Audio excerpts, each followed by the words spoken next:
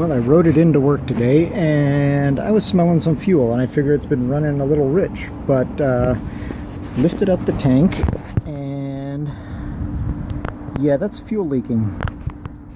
So now I need to figure out why, and how in the hell I can fix it. It looks like it's coming out of the number 2 injector.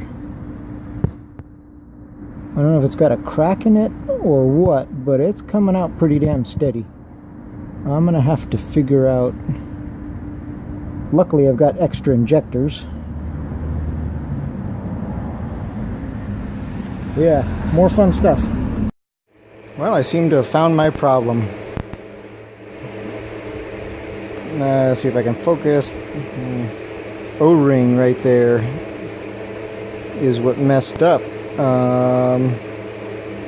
I'm guessing me putting on the fuel rail or something kind of messed it up. You know, this whole thing it's really tight to get these injectors into the holders, so I guess it doesn't totally surprise me, but luckily I've got another set of injectors. Again, you have to have 2 of everything on this kind of bike.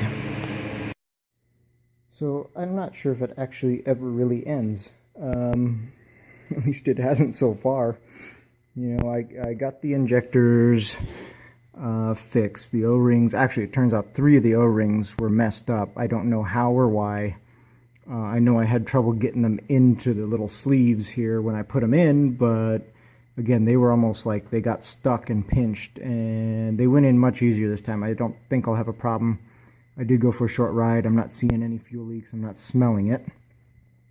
But I came out, and I can't see it now, but I have another coolant leak. It's like non-stop with this fucking thing. I can't believe it. So what happened is, and I again, it's one of those I can't see it, but that same hose that goes to the back of the turbo for the coolant line is leaking again. Brand new fitting. It was a loose fitting. I replaced the fitting. It fit much better, but apparently I'm just guessing the hose is bad. I don't know if it's cheap hose or what, but luckily I've got extra hose. So I'm going to have to drop the turbo once it cools, drain the coolant line, blah, blah, blah, go through it another 3 hours later, and cross my fingers and see what happens to go bad next. I keep telling myself, it's like, what is the point of this? You know, you spend a shitload of money on something and then you hope it works, but I guess this is part of the pains of being number 1 out here. And yeah, it's kind of a self-proclaimed number 1, so I'm not really sure I can say that, but hey, it is what it is. I don't see any other 400 horsepower turbo Boostas riding around. But yeah, it just seems to be one thing after another. One of my buddies just told me, he's like, dude, the more I hear the stuff you're going through, the more I just want to stay stock. Flash, tune, pipe, that should be good. I guess I can kind of agree with him. You know, normally aspirated is the way to go. There's just less to go wrong.